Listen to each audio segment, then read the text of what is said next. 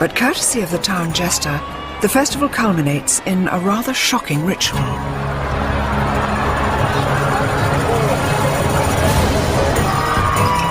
In Ypres 500 years ago, 9 lives wouldn't have been enough for even the sturdiest of cats. Europe had gone witch mad, and here in Belgium they took to slinging live witches' cats off the tops of high buildings. In fact, it wasn't until 1817 that this barbaric ritual was stopped. It's an unlikely thing to commemorate, but thankfully today the cats here are merely toys. It's so strange because even though this is a sort of carnival day and everybody's having such fun and they're only toy cats, a knife of fear and pain goes through me. Just to think that a short time ago they were throwing real live cats out of here simply because of the superstition that cats contained evil spirits. And it wasn't just the Belgians. In the Middle Ages, it was believed that Satan often took the form of a cat. And all over Europe, they were tortured and ritually killed in their thousands, often also burning alive the poor innocent women who owned them. Was there ever a creature which divided us so much? For 1,000 years we persecuted the cat as an agent of the devil, and yet nowadays we go all gooey over them in cat shows. For good or evil, we've long believed that cats have some sort of mysterious magical powers. But where on earth did that come from? Who owned the first cat? And when? And where? Egypt, the land of the pharaohs. It was here 3,500 years ago that wild African cats first shimmied and sashayed their way into human company.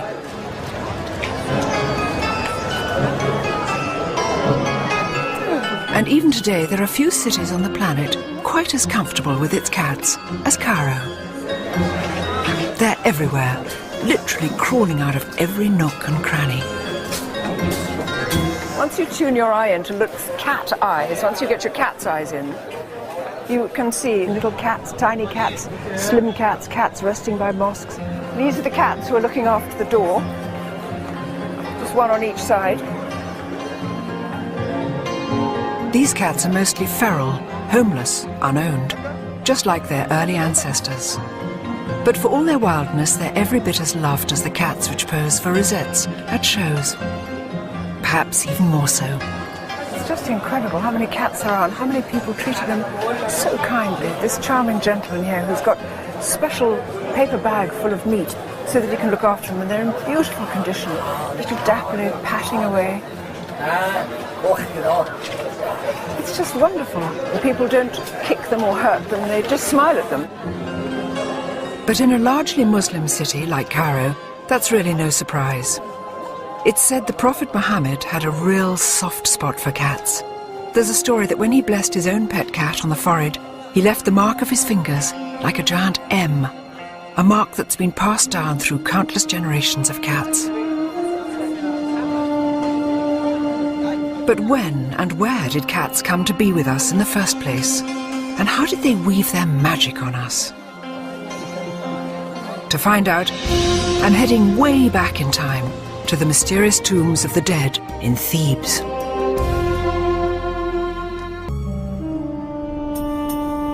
Before they came to live with us, cats foraged for their living in the blistering heat of the Sahara Desert. Hardly surprising then that the rise of human civilization by the Nile seemed like easier pickings. But the early Egyptian farmers got something out of it too. Grain silos attracted vermin. The vermin attracted hungry African wild cats, and before long, a rather remarkable relationship had been formed. A relationship first recorded in an extraordinary location.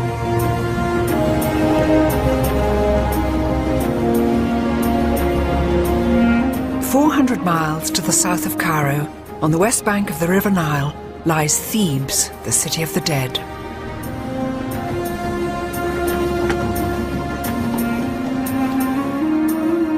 It's here that the ancient Egyptians buried their pharaohs and their aristocrats in lavish tombs. Salam alaikum. Shukran. Thank you, shukran. tombs adorned with murals celebrating their daily lives in intimate detail. This is the tomb of Nacht. He was the royal astronomer, and here's Nacht himself, looking very fine, quite a dark kind of copper-coloured body. And this is his beautiful wife, Tawi. And round here you can see that they've prepared, this is the beginning of the feasting. And here we can see them sitting at table, top part of the picture's gone, Nacht's lovely little brown feet, Tawi's little pale feet, and underneath Tawi's chair, the most adorable tabby cat eating a fish. Now in those days, cats always sat underneath women's chairs in all these tomb paintings. It's something to do with fertility and somehow links cats with women all the time. Tawi probably took a fish off the table and said, "Here, Oppos," just dropped it down. It's extraordinary. Here is evidence 3,500 years old, showing how these wild desert scavengers had quite cheerfully taken up lodgings right under our feet. Salam alaikum. How nice to see you. Salam. Can I see the picture of the cat? Yeah. Huh? Okay. Yeah? Thank you. Oh. I've been told that this tomb has more of the story. Oh, look. There's a light. I'm going to just creep in here.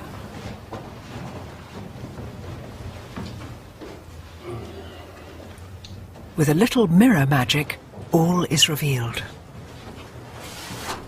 How brilliant. It's all done by reflection. Look at this. So this is a hunting scene. Now there's birds all flying up, chaps throwing sticks at them. And here's a gorgeous little cat. There is a story that the Egyptians used to use cats, maybe to flush out the birds, but they used to take them hunting with them. They've also seemed to have taken their tame rat with them, I don't know. Sometimes, of course, I think cats just take it upon themselves to follow human beings, so they might have just gone on his own accord. But I suspect that these might have been hunting cats. Who knows? It's not difficult to connect the cats in these ancient murals with the cats in our own back gardens. Predatory, solitary, yet at the same time affectionate and gentle. And it's not that hard to understand what happened next either. Maybe it was the big eyes or the mesmerizing way cats move, but the Egyptians very quickly elevated the cat from beloved pet to divine god. A goddess, in fact, naturally. With both a serene face and a frightening face. A goddess whose cult would last over 2,000 years, longer so far than either Christianity or Islam. Today its worshippers are long gone, unless you count the ladies at cat shows. But here in the Egyptian Museum in Cairo, I can still see the evidence of this mighty feline goddess with two faces. This is the lioness goddess Sekhmet, and she is sort of the scarier side of cat divinities. And she's supposed to be powerful, she protects women, and she of course brings warfare and plague, if she so chooses. And she's got a Uraeus snake on her forehead. So that could kill? Yes, that would sort of be a don't mess with me kind of thing. Yes. And right now she's wearing his nice sheath dress and sitting down and being beautiful, but of course the implicit in it is because she is a lioness, she can strike out and kill. And does she have an alter ego? Yes, her alter ego is much nicer and calmer, sort of the cat goddess in a tamer way, and that's Bastet. Bastet, the cat goddess. Statuesque, sublime, the quintessential cat. Bastet was the symbol of love and beauty and music and basically self-indulgence, as you would expect from a cat. So this is the kind of goddess a lot of people would be having in their house shrines. But look at these ones up here. These are just exquisite. They're fabulous. They're terribly lifelike. I've seen cats looking just like that. Do you like cats? I do like cats. I'm allergic to them, but I like them. In ancient Egypt, pet cats were adored. Whenever one died, the entire family would shave their heads in mourning. But not all cats were pets. There were other cats, bred to be offered to Bastet in the hope of earning her blessing. Unfortunately, to do that, they had to be dead. When they went to the temple of Bastet, they made offerings of mummified cats. And the idea was that because a cat was taking the message, the goddess would pay much more attention to it. And were these tame cats or cats around the temple? How did they get the cats for the mumming? They probably bred them in catteries, and you would have just thousands and thousands of cats there. We have x-rayed them, so you get a sense of what's inside. And it's really quite surprising. Look at that. What is a bit awful about this particular one is the neck has been broken because they couldn't always wait for cats to die. So we have some cat mummies where their heads have been bashed in or they're being strangled. Little cat. That one's an interesting one because... oh my God, what is it?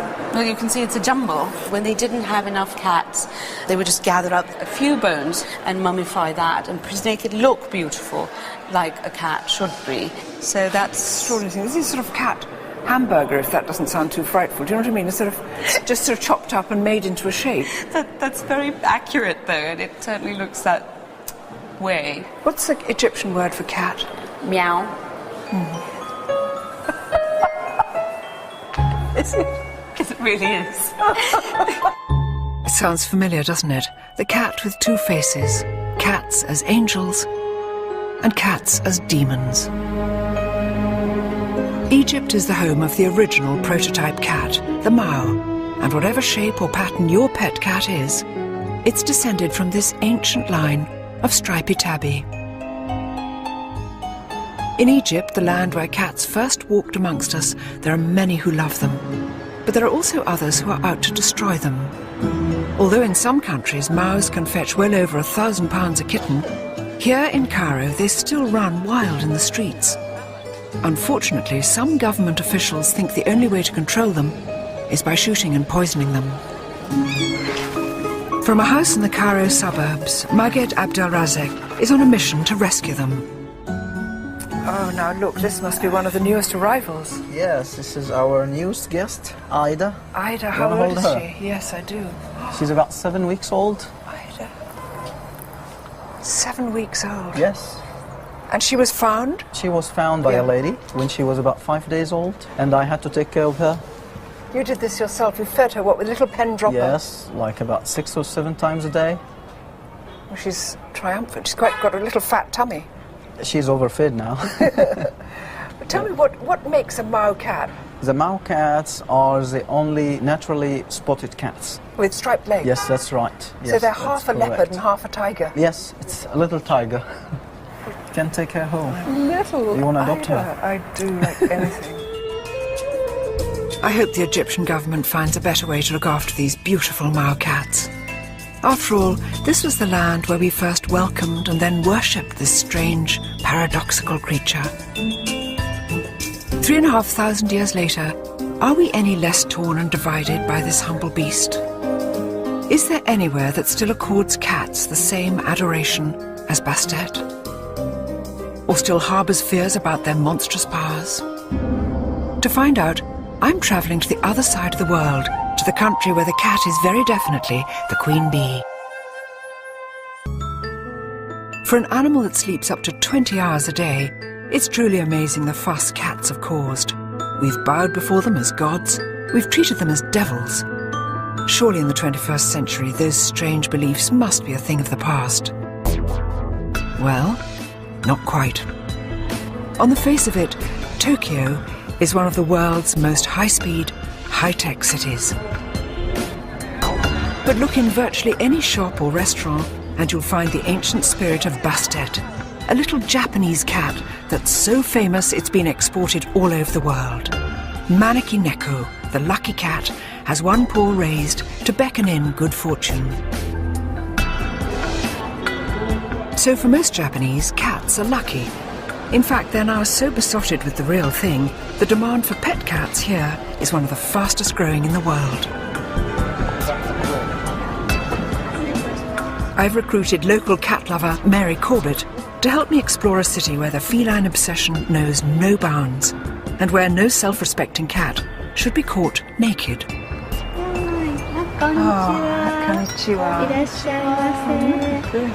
For the very best in feline haute couture, the Stella McCartney to Tokyo's finest cats, Look no further than Takako Iwasa. Takako, look at this. Most cats in most places look overdressed wearing a collar and a bell, but not here. Welcome. For Takako the cat tailor, cats aren't just lucky, they're the objects of adoration. Takako, where do you get your inspiration from now for making, for instance, I see some extraordinary things. I see little cows' heads here and kind of frogs. わからないんですけど、この右方向の上の宇宙からインスピレーションがやってくるんですよ。She's not sure, but she received something on the right side of her brain and it seems to come from outer space. May we see some of your beautiful clothes on a cat? Whoa! This handsome, rather long-suffering Scottish foldier is Kotaro, clothes hanger for all Takako's boy cat costumes. Yay! Oh, you look fine, darling. You look quite unlike a cat. He's taken his hat off. Like Tom Kitten, he doesn't have to take his clothes off. One of the most popular outfits is a frog. Good cat. Oh, darling, good cat. Oh my God, he's turning into a mouse now. I wonder what this can do to a cat. Frog. Mouse cat.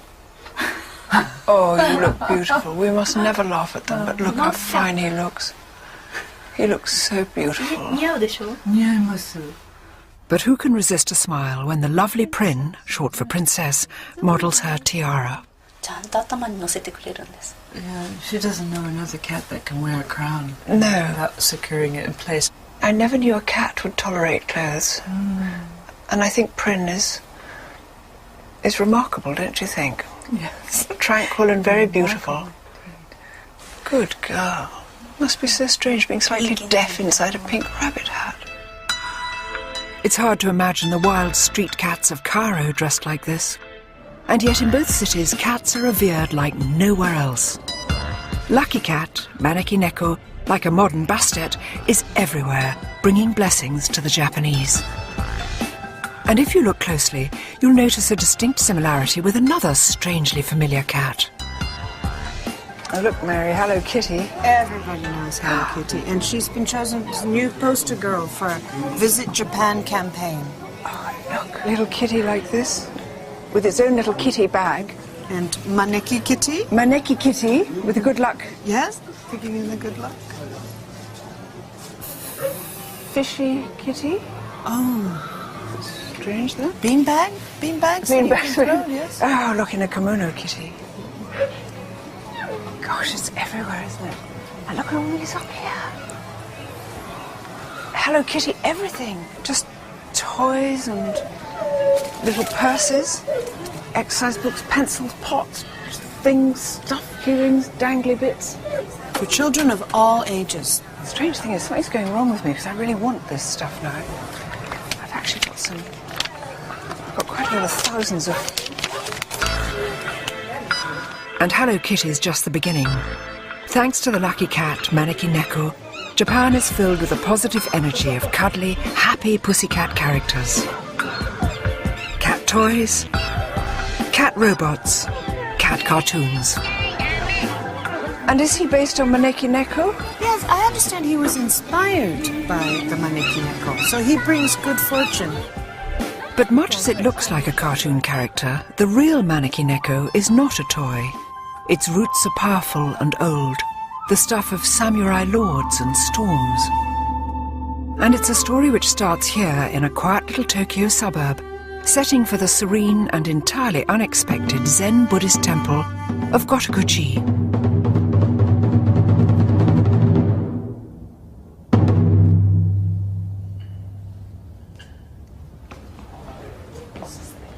The true guardian of the lucky cat legend is the head priest of Gotokuji.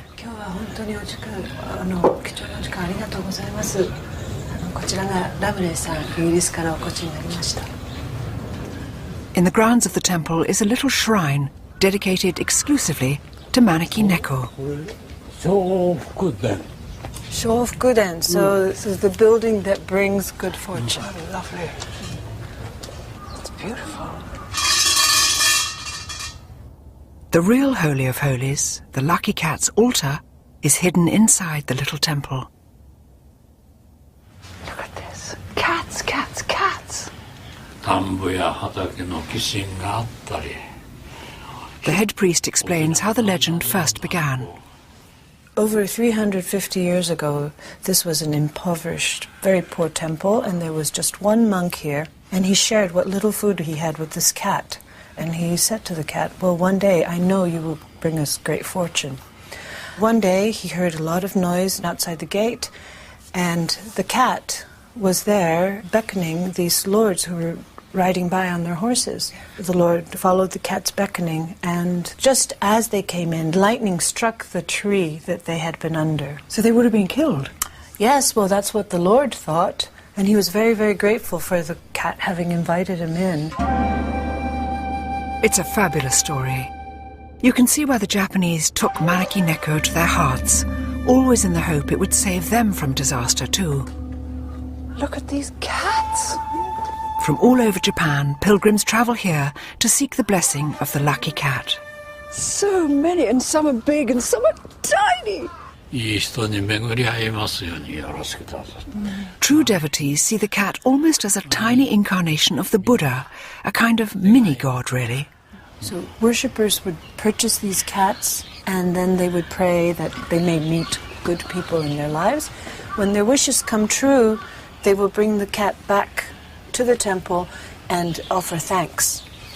So these cats have performed great things for the families. All good news, all happy wishes. All happy wishes. But even here, in a country besotted with its lucky cats, you can detect that familiar ancient legacy of fear and suspicion. Take the bullet train out of Tokyo and you enter an older, more traditional Japan, where sinister legends live on. Horrifying tales which speak of the Bake Neko, an evil monster cat. In an old farmhouse, curled up by the fire with a pair of rather unscary cats, legend expert Akiko Manabe tells the tale of an evil pet cat that can change its shape. Once upon a time, there was a family. They loved a cat. Suddenly, that cat was missing, and wife's behavior became very strange. She ate in her own room. She told the family, don't look into my room when I'm eating. But the husband peeked into her room. She was eating the dead mice, dead birds, dead fish. When the wife turned her face to the husband, her face became the face of the cat. It turned out the cat had killed her and ate her up and pretended to be the wife. How awful. Can you imagine being that husband looking through and it's like, and it looks like a cat. And you think it's your wife and it's got a cat face. Is it always women cats turn into women? Most of the cases are women because the people think women are more cruel than men. Catty. Yeah.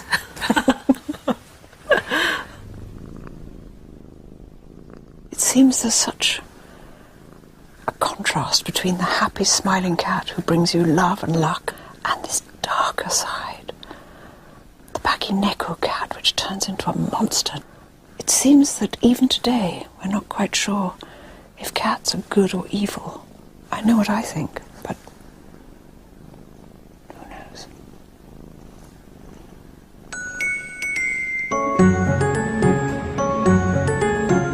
Back in the West today, cats are so spoiled, it's easy to forget what a rotten time they've had of it in the past, and what ridiculous superstitions we've linked to them.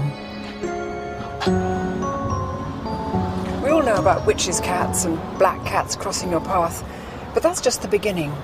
Back in the old days, when they were routinely flinging cats out of belfries, they used to say that a cat could suck the breath out of a sleeping baby, and that to eat the warm brains of a cat would make you invisible. They said that planting a live cat in your garden would keep down the weeds. We've forgotten now, but for hundreds of years, we used to be terribly cruel to cats. Ever since the pharaohs, we've been unable to agree about cats. And we still can't really decide whether to love them or loathe them. How could something so innocent and beautiful be so divisive? One man who thinks he knows the answer is top feline expert Roger Tabor. Roger, we've seen cats treated as gods and goddesses. We've also seen them demonised and treated as the devil. Such extreme feelings to the cat. Why is that? It's crazy, isn't it? But in reality, they're just the flip sides of the same coin. We recognise that there is something strange about them. And at the same time, you recognise they've deified it. It's always the otherworldliness. And what is the otherworldliness about the cat? Yes. Well, when you look at them, you've got a package. It's a nocturnal, lone hunter. When you're dealing with an animal which is not a pack animal, then you're dealing with an animal that doesn't like being told what to do.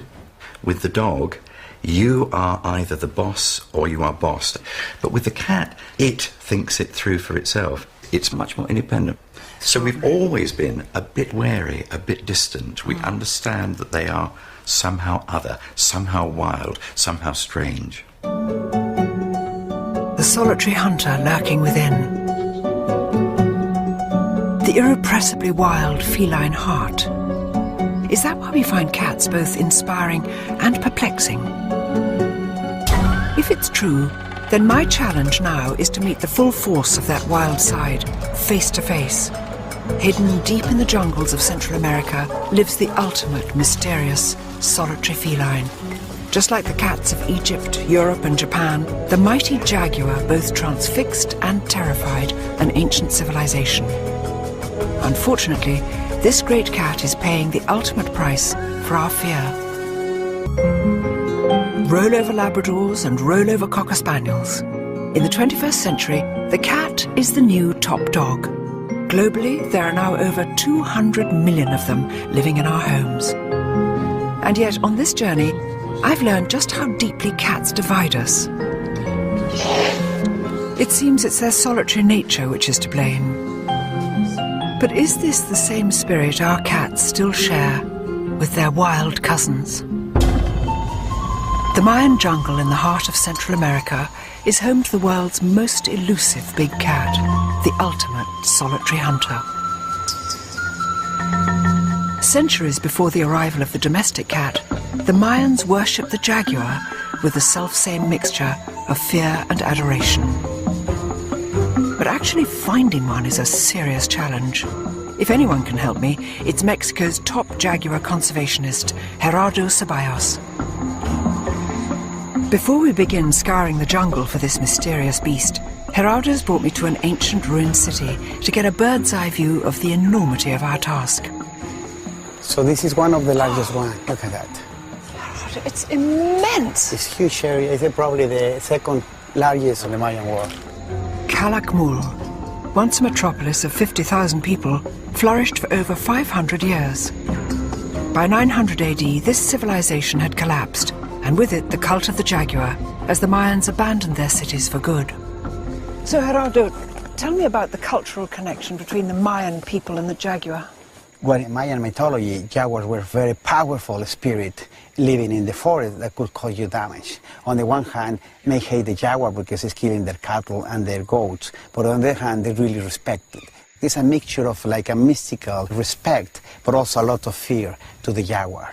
They must have been extraordinarily elusive to see, because somebody said that seeing a jaguar is like seeing vapor, like a mist. You're staring at it, exactly. And you don't know if you're seeing a jaguar. Respect and fear. It sounds so familiar. That same ancient response to the cat, mirrored here with America's top jungle predator. Wow! Look at this! Very impressive. So everything is like probably 1.5 million hectares covered by forest. But you can't see, apart from these ancient pyramid sort of buildings, there's not another There is building. not a single person inside here. In 360 degrees, all the way around, nothing. Nothing. It's dense forest now, But 1,000 years ago, the Mayans destroyed their own way of life by greedily chopping down the precious trees they needed to sustain life. God, this must have been strange, a treeless metropolis. Exactly. When the Mayas collapsed, it was more on the local or regional impact. Then a lot of the species, like the jaguar, they were able to move to other areas where there were forests and survive. What is happening today is that we're destroying all the forests, you know. So the jaguar is in danger and it may be disappear. Yeah. If we cut it down now, they've got nowhere to go. Exactly. I'll do whatever it takes to look one of these big cats in the eye, to see if I recognize the wild heart that beats inside every domestic cat, even if it means getting up at 3 in the morning. We know less about the jaguar than about almost any of the other big cats, and that's because they're so hard to see, and they're so very shy. But this morning we're going to have a very good shot at finding one. We've got a bunch of dogs and a bunch of men here to see if we get lucky. Gerardo and his team are on a mission to find and study as many wild jaguar as possible, and hopefully figure out why these great cats are dwindling so dangerously in number. Do the dogs get excited before we go? Yeah. They want to go. They want to go. Early morning before the sun rises is generally when jaguars are most active and easiest to spot. And even here, nothing beats a dog when it comes to running down cats. They're being tied by the chains into the back of the van so they don't all jump out. They're peaceful and sweet and waggy and they just look so friendly. But I think that'll all change once we get onto the scent. Timing is everything. There are just a few weeks every year at the height of the dry season when conditions are good for finding jaguar. Too much rain and the jungle gets too flooded for tracking.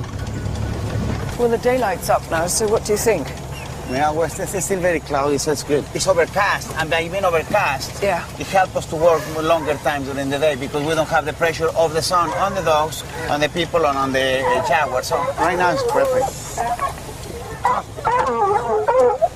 That's it. At a remote river crossing, Gerardo decides it's time to begin tracking on foot. We're going to look around here, yeah, for the scent, okay? Okay. To see if we can pick it up. Okay.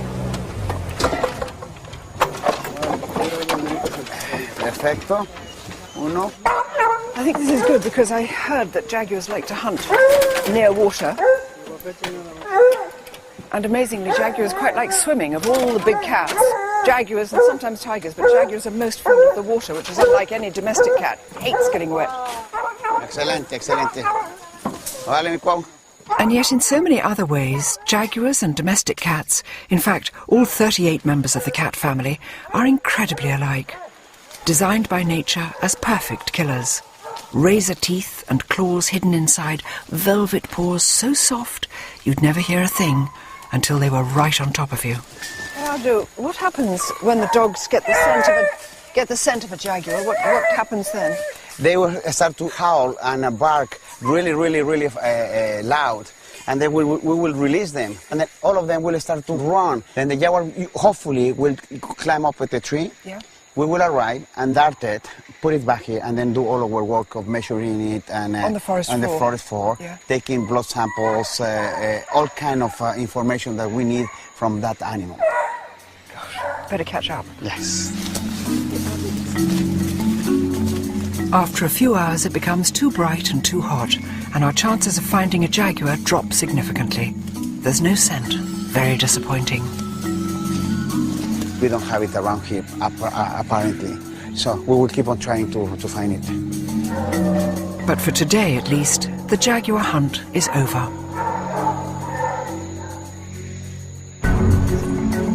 Next morning, we're up again at the crack of dawn, followed by several hours tracking through the forest. But still, nothing. I'm starting to think jaguars really are just misty vapours, a feeling not helped by some very unseasonal rains, which fall every single day. Gerardo, this is supposed to be the dry season. Is this climate change? Because it shouldn't be as wet as this now, should it? No, we have some unusual rains. It's not actually difficult to have any rain. After several days of searching, I'm still no nearer my first jaguar. It seems my luck has run out. I just can't believe it. This is supposed to be the dry season, and it's turned out to be the rainiest of rainy seasons. And we've been going out with the dogs and tracking and waiting and looking and doing every possible thing you can think of. Didn't appear, not one sign, not one sniff. So we're just going to have to call it a day. Feels strangely like England. It's Mexico.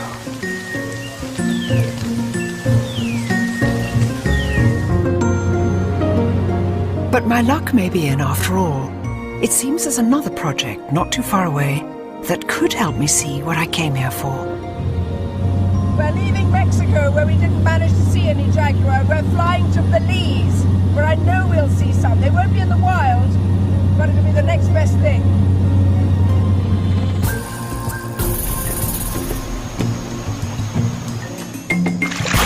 100 miles as the parrot flies, in another part of the same Mayan jungle, is Bowden Creek Ecological Preserve.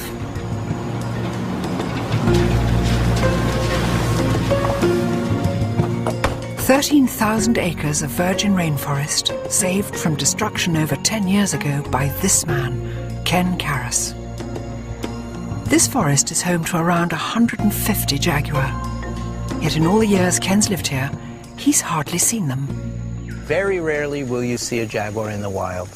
It's just so difficult to see them. They're ambush predators. They wait, they maneuver into position, they pounce and strike, and in one blow, they've killed their prey. They don't chase it. They can't. How can you chase something through thick jungle like that? You can't. It's a description which rings so many bells. It could be any cat stalking a mouse or a sparrow, a ruthless killer that can suddenly vanish without a sound. No wonder the ancient Americans saw the jaguar as a magical creature. Tragically, I now think seeing a jaguar in the wild would require a small miracle. But there are 2 jaguars I can see. 6 years ago, Ken rescued a pair of cubs from life in a zoo and brought them here to the heart of the jungle. Meet Bosch and Shupi, jaguars and brothers. Look at that great black creature. Look at that. Oh, look. So where were they born? They were part of a captive breeding program, and instead of going to a typical zoo in Mexico, we decided to bring them here to help with getting people to understand conflicts with jaguars in the area. Ken, there are going to be people who say huge cats like this shouldn't be kept in an enclosure. Well, they can't go into the wild, can they? No, you know, they would not be able to survive. They don't know how to hunt. Some people might say, well, maybe we can train them like we train cheetahs or others to go back wild, but we don't know enough about them. Jaguars are the least studied of all the cats, because how do you study something you can't really find every day? And, you know, what we really want people to understand is here's what they're like. Here's this great icon. Yeah. And there they are out in the forest. Yes. And that forest is teeming with them. And this is why you have to save that. Exactly. I can't believe how beautiful they are. The dark and the light, the yin and the yang. And here's Bosch, black as anything with just dappled things. And Shupi, coloured like sort of sunlight in the dappled forest. All the strength and majesty of these creatures, you can exactly see why people would have thought that they contained some sort of godly power, or indeed were gods themselves. It's a pity these boys can't roam free in the jungle. But what a privilege, gazing into the remarkable eyes of the world's most elusive cat. Eyes which burn back with the same wild spirit I used to glimpse in my beloved bee. The same spirit you can still see in every cat alive today. The mystery is why these stealthy little predators ever chose to move in with us. I mean, I know we feed them, but they're naturally solitary, they're naturally wild. And they don't do as we tell them, they're not obedient. Maybe that's what some people find so ghastly about them, and what so many millions more like me find so enchanting and adorable. Next time, what happens when we do try to make cats conform to our world? Cats that perform tricks? Cats that wear neckties and false nails? And the big cats that refuse to be tamed and whose future is now in danger?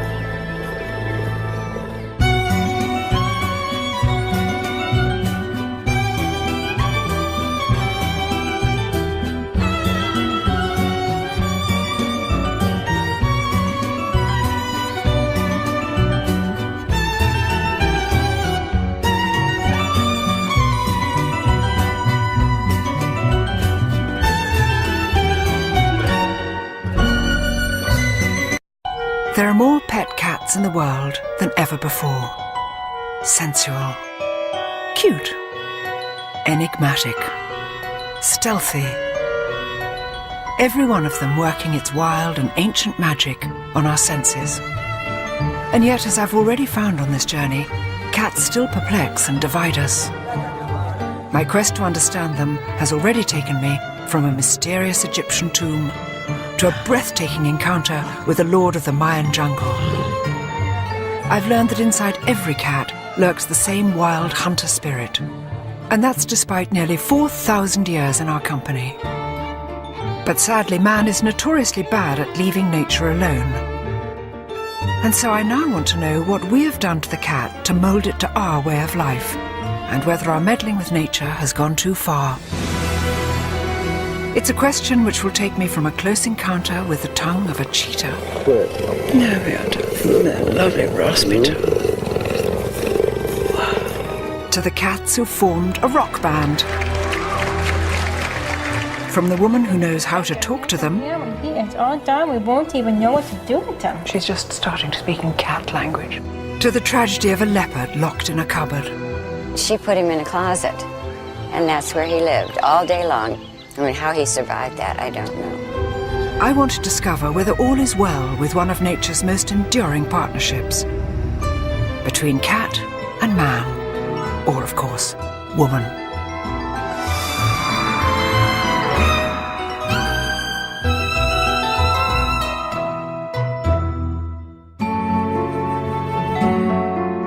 If you stop to think for a moment, it's incredible that cats live with us at all.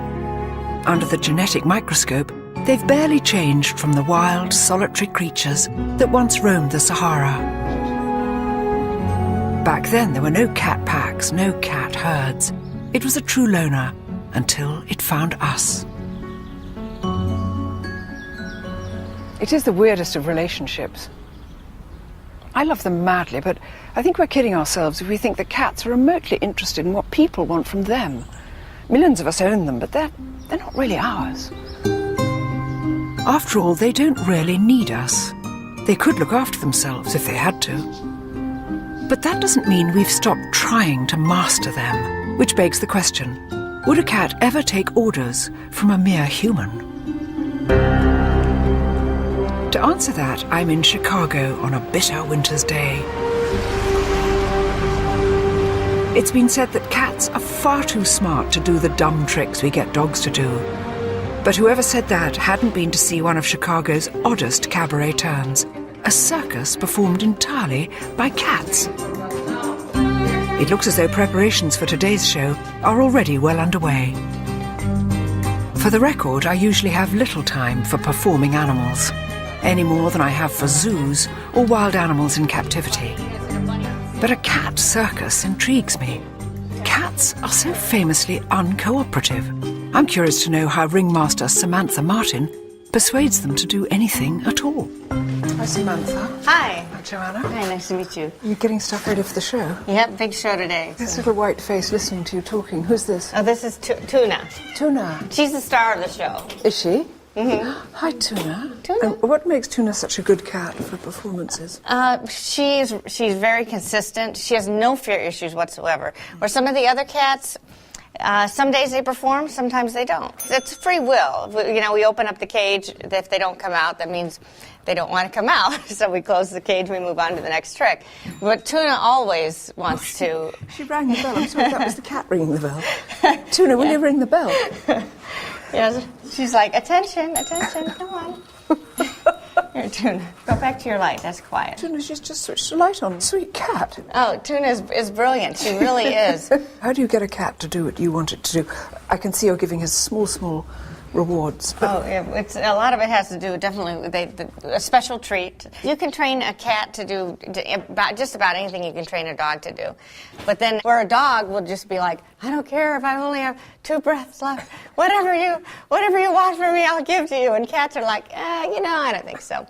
Dogs will work for love, where cats work more for, they want a payoff. They want to see the contract up front. They're hard negotiators. Are they your pets as well as your performers? Oh, absolutely. The cats all live with me. I'm not going to say how many cats I have, but I always say I'm single. I'm going to stay that way. Do you think Mr. Wright is waiting out there, Mr. Cat Wright? I somehow doubtful, because not one guy has asked me out after the show. And I wear this sexy cat outfit. Come on. When they said cat circus, I didn't know what to expect. Certainly nothing as much fun as this. And the slight dangerous quality of will they, won't they. Very exciting. Can't wait for this afternoon's performance.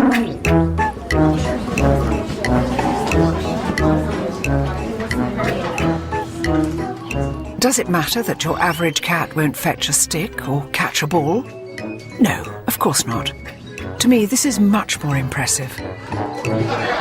Because cats only do the things they want to. And that, in my eyes, is what makes them truly smart. Even so, Tuna and the gang doing tricks is great for a cold Chicago afternoon. But surely cats, compared with dogs, are a bit useless. After all, nobody ever saw a cat bring down an armed robber or guide a blind person across the street. So what do cats do for us? Well, we now know that cats do have an extraordinary power to help those in need. And all they have to be is themselves. I'm back in England at Manchester's Seashell Trust School for children with severe disabilities. There you go. You hold him. Most of the time, these children struggle to communicate with the world around them. But when a cat enters the room, they blossom. This is the sweetest little cat because it's just sitting here very, very gently. Here we are, Gabrielle. Yes, you're lovely. Yes, you're lovely. Mio is a pat cat. That's Pets as Therapy.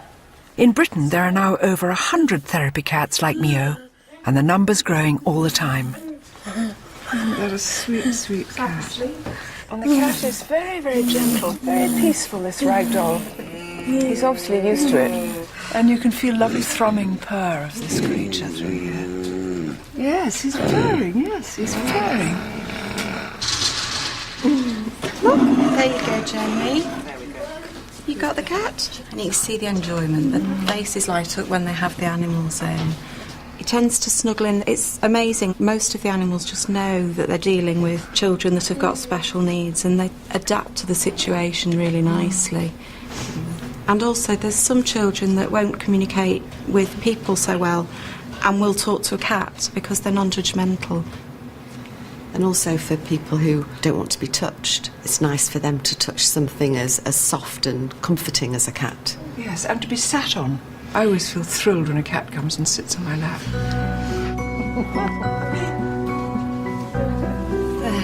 How about that? It's deeply moving to see how the warmth and softness of a cat can stir such pleasure in these children. That's lovely. Thank you.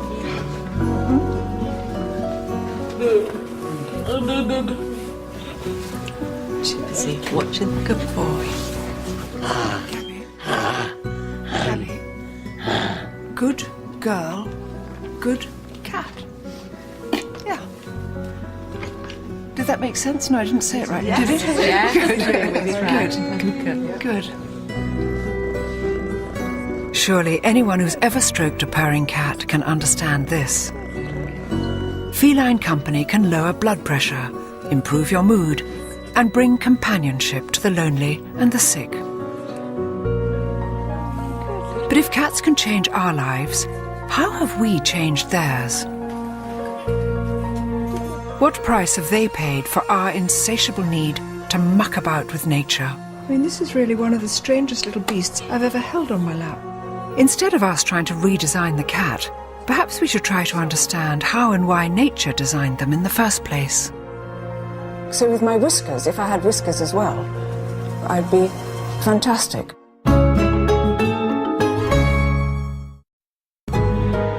Cats, our favourite 21st century companions. But keeping a cat as personal stress buster is quite a recent thing. For thousands of years, we used them almost exclusively for one job, and one job only: pest controller. And for that, they were supremely designed by nature as one of the world's most efficient killing machines. What is it that makes a cat a triumph of evolutionary engineering? That's something I can now literally see for myself, thanks to the pioneering work of scientist Alvaro Casanelli and his peculiar invention, a cat's whiskers headset. Alvaro, will you explain this extraordinary headpiece? Well, it's a mask that gives you the ability to sense the space around you, like having cat whiskers. Of course, you don't see them because they are made of light and motor vibrators. So when something gets close to you, it starts vibrating. The closer you get, the more vibrate. Should we push it on? Yeah, that's right.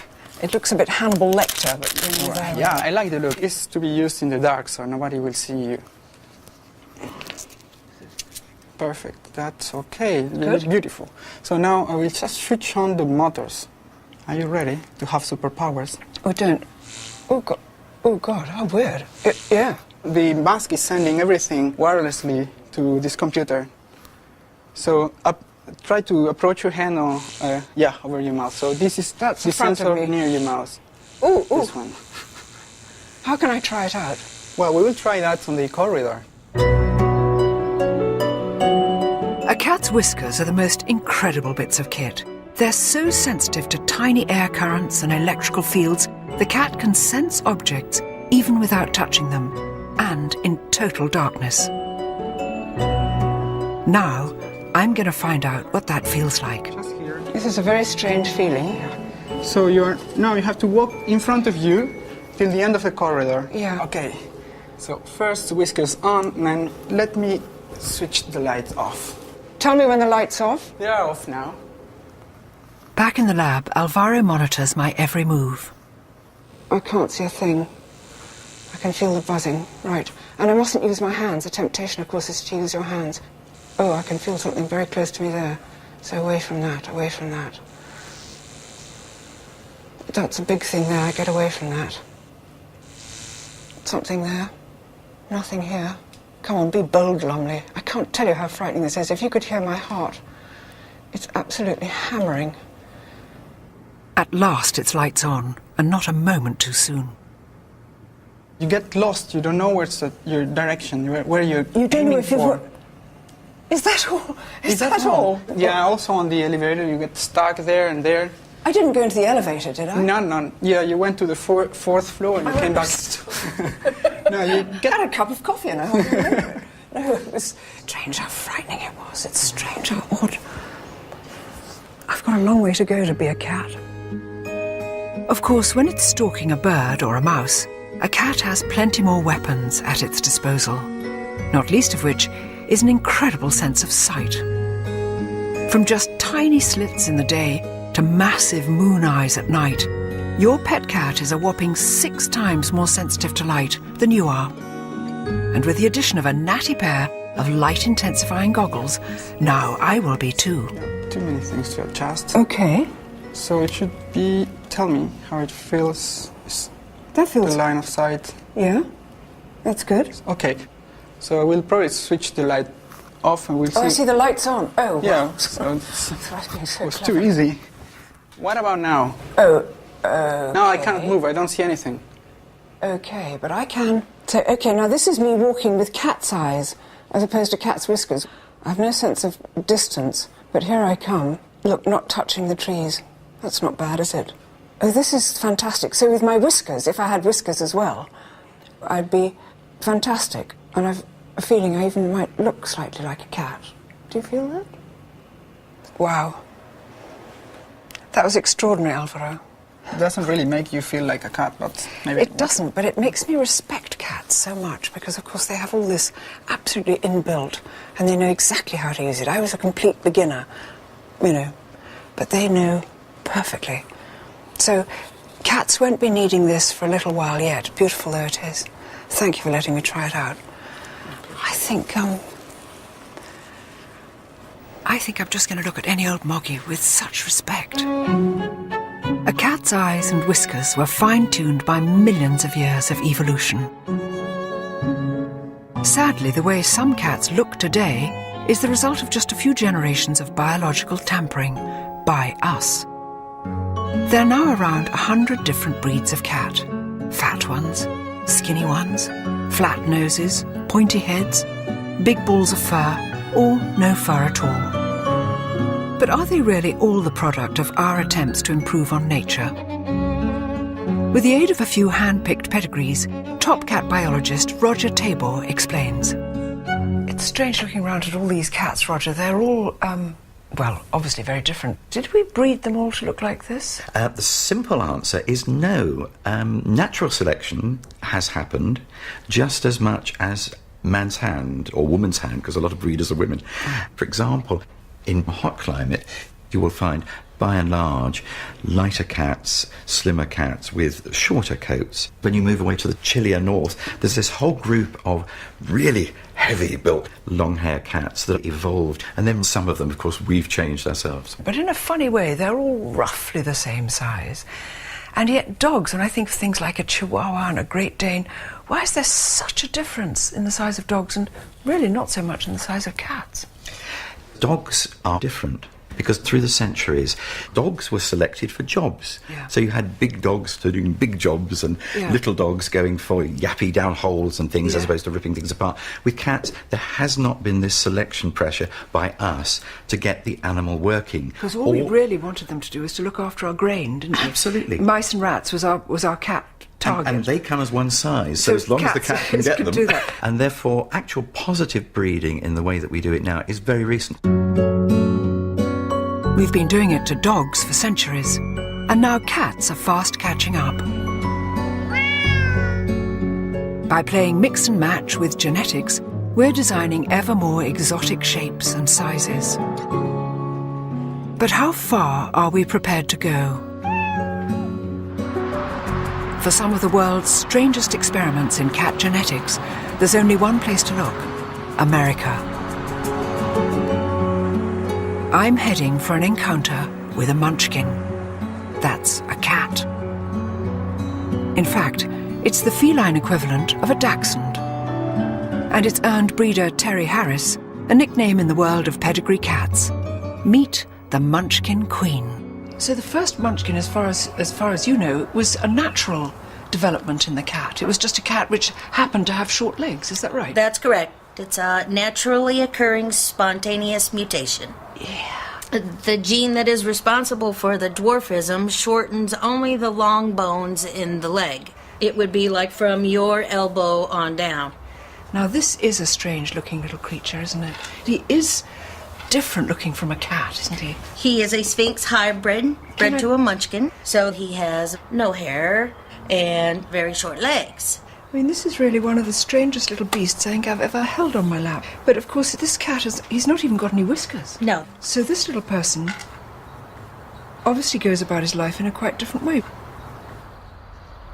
I'm starting to see why Terry's called the Munchkin Queen. It seems there's no combination too strange for her to try. This is Maisie. Maisie has 3 mutations. Maisie? She has the folded ear gene from the Scottish fold. Yes. She has the dwarfing gene from the munchkin. Yes. And she has this wonderful curly coat from the Leperm cat. Yes. Look, even her whiskers are munchkined. Little one, look at you, Maisie. Can I hold you, baby? Look at those little ears. This is such a little sweet cat. Little sweet cat. Now, Terry, a lot of people would say, but cats are so beautiful in their original cat shape. Why would you want to make them have short legs? Well, I am a neophile, which means that I like things that are very different and non-traditional. I just think that they're just adorable. They're comical. They come in all different colors, short hair, long hair. And just from the moment that I saw one, I just had to have it. This mutation doesn't bring about any kind of illness, does it? No, they don't have any limitations other than perhaps the distance that they can jump. Now, I'm a short woman. I can't jump as far as a tall woman. But we jump, nonetheless. Is it right? Do you think you're playing God? If I felt that I was doing something wrong, I would not do it. No. I think that as long as the cats are healthy and happy, there might be a little something for everybody. I do worry that we're taking things too far. If this is the Dachshund cat, what on earth comes next? A Chihuahua cat? A Great Dane cat? Is nature's work so unsatisfactory that we must constantly meddle with it? Next stop, the cat being made to look like a lion. Handsome man. Hi, Romy. And the lion someone wanted to behave like a cat. Just living in a basement. Living in the basement. People are extraordinary.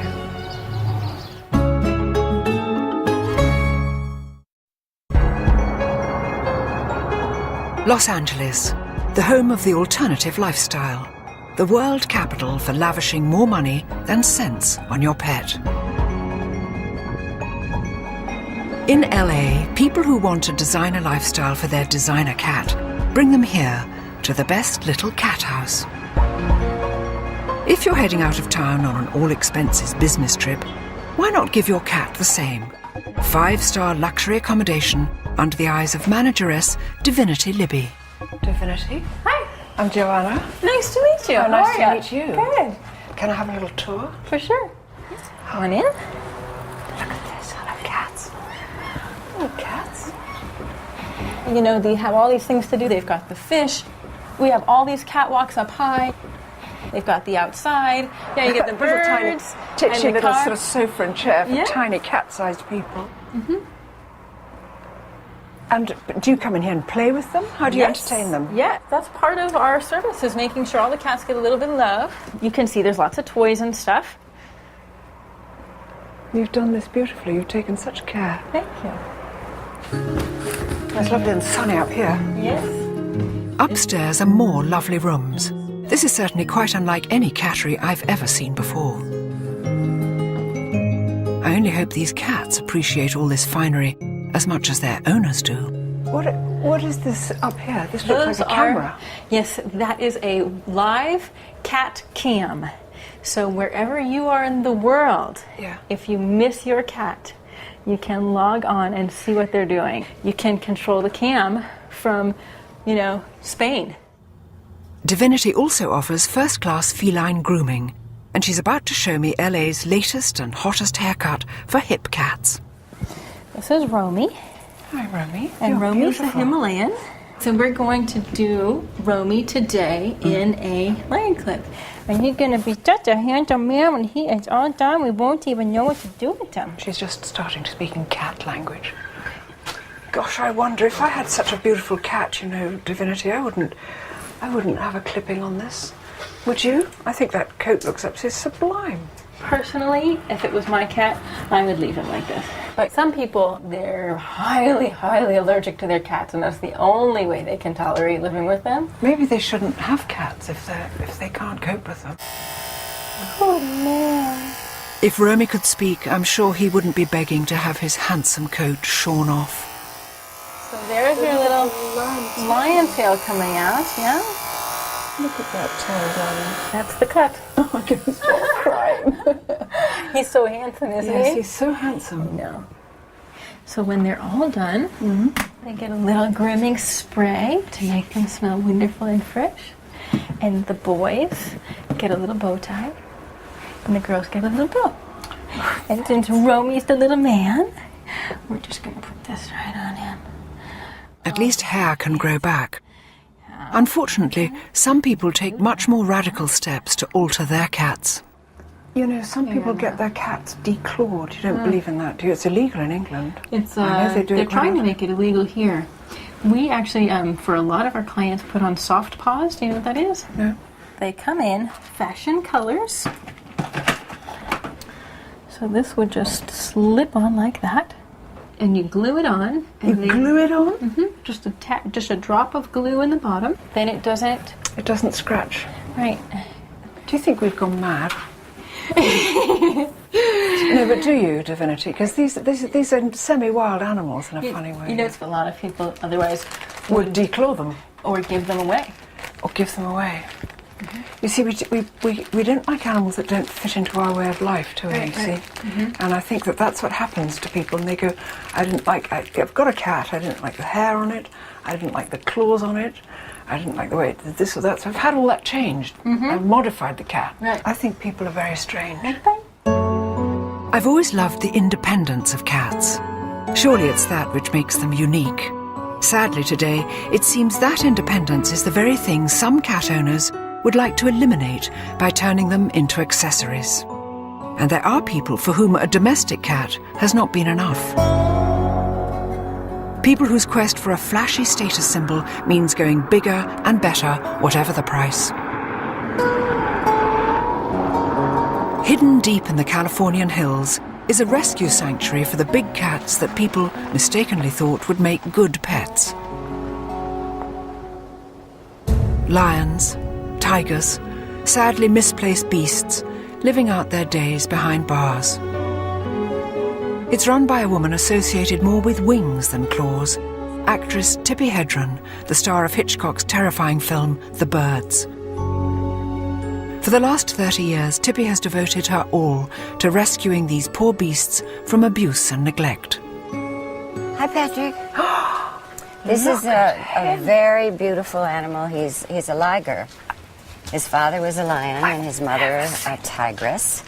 And He's beautiful. The hybrid grows to be, a great deal larger than either the lion or the tiger. How extraordinary. Yes. You beautiful thing. He is immense. The problem is that there are so many of these big cats born in captivity to be sold as pets. It's in the tens of thousands across the United States. It's permitted in the United States? There are 20 states that have no laws whatsoever. And you can purchase this adorable, darling little cub, and by the time it's 7 months old, it's destroying your house and taking a good chunk out of you. They're trying to make a house kitten out of it. Yes, it never works. No. Nobody can keep a tame tiger at home. They will never be tame. Tippi's sanctuary is home to 83 big cats that have never learned how to survive in the wild, and every one of them comes with a tragic story. Will you look at this for a lion? If he wasn't blinking, you'd think he was muerto. He looks completely out of it. Leo? That's adorable. That is very, very attractive. Leo was living in a basement with a family, and they had children. And so no going outside for anything, just living in a basement? Living in the basement. People are extraordinary. This beautiful black leopard was purchased in Texas for $6,000. And as he grew, he was scratching the ladies' satin sofas and chewing her Jimmy Choo's shoes. So she put him in a closet, and that's where he lived all day long. And finally, they brought him in a zippered clothes bag in the trunk of their car. I mean, how he survived that, I don't know. It must be very difficult to know when to draw the line, because you must want to rescue every animal in need, but you've got a limited amount of space and a limited amount of money. Limited amount of money. Yeah, what do you do? It's so huge that I can't even think about how we do it. People say, how do you do this? How do you manage this whole thing? Because it's emotional, it's maddening, it's frustrating, it's a constant worry. It's 24/7. Yeah, it is 24/7, 365. Even celebrity pets are not immune. When a certain superstar's mansion hit the rocks, these two beautiful tigers ended up here without a single cent of support money, or apparently even a phone call to see how they are. There are some terribly sad stories which have brought these creatures here, but yes, now that they are here, this is truly a sanctuary. It's the kind of Garden of Eden you've made for them here.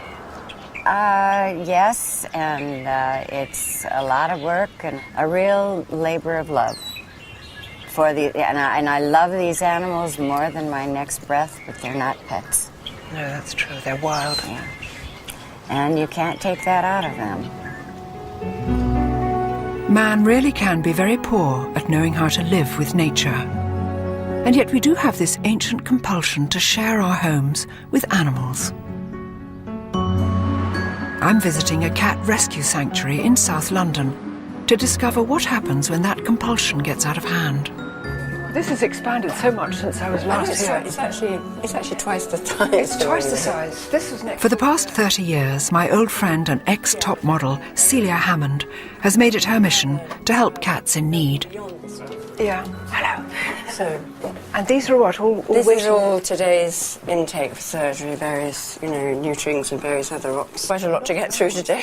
Do you get pedigree cats in here as well? As unwanted, we often get pedigrees, but particularly Persians, because people can't be bothered to groom them. They buy them as little cuddly babies, and then when they grow up and need to be groomed, they get fed up with it. So they come in here completely knotted, or their legs knotted together. They can hardly walk, some of them. People don't realise how much work they are.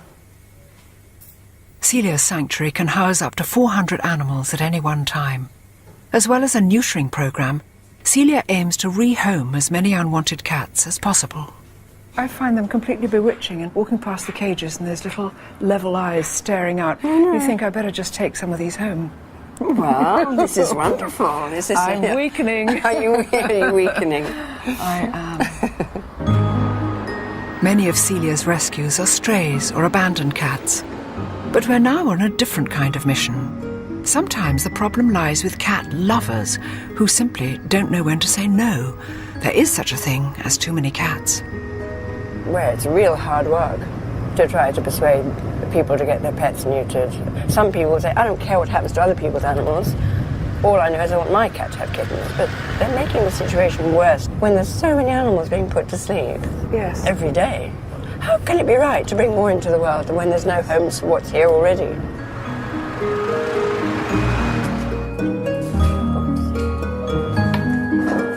We've come to meet Valerie, whose collection of cats is not going down too well with the neighbours. Hi, Valerie. Hello. Hi. Hello. Hi, Valerie. How are you? How nice to see you. Oh, look, you've got a little person here. Yes. It's so cute, this one. Called what?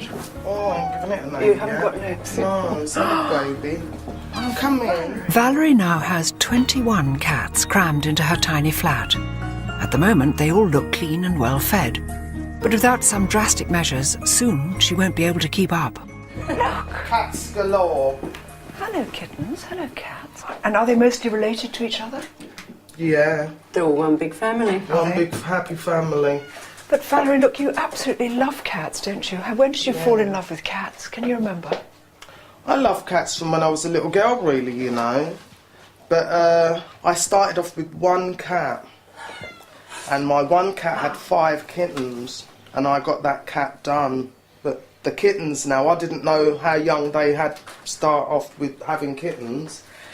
And it's accumulated, you see. This is like that thing of when I was going to St Ives, I met a man with 7 wives. 7 wives had 7 cats, or seven cats had 7 kits. And suddenly it just goes out and out On and and out, on, yeah, but I'm having no more kittens now. I can't afford them. They eat a lot. So what are you going to do? You're going to get them neutered? Yeah, I will be getting them neutered. I've got 2 neutered already. Was it 3? But Celia's very helpful in that section there. We're going to get them all done, Valerie, aren't we? Yeah, need to get them all done. It makes sense, doesn't it? Yeah, they eat more than me. What I feel do sorry for myself in the supermarket when I look. It's all cat food. I hope people don't think it's for me. I think Valerie simply hadn't realised how quickly the numbers would explode. But for some people, and strangely enough it's nearly always women, compulsive cat hoarding is now a real and recognised clinical condition. What's happening? They're canoodling down here. They're not muted yet, and they're canoodling. Canoodling. Stop it. Valerie, I think we've got to stop the canoodling eventually, haven't we? Because too much canoodling and you'll suddenly have 4,000 I'll be cats. slim. I won't be eating anything. With 2 more of Valerie's cats off to be neutered, hopefully this particular cat family will stop spiralling out of control. It's all right, darling. We've been seduced by the cat, by the untamed heart it shares with its big cousins. It's a privilege to live side by side with them, but with that comes responsibility. And that's true whether they sleep on our sofas or simply walk on our land. Next stop, the ultimate wild cat country, Namibia. This is just staggering. It must have been like this since time began. Where I'm about to come face to face with a cat we're in danger of wiping off the face of this earth. I hope you like flies. I don't mind flies.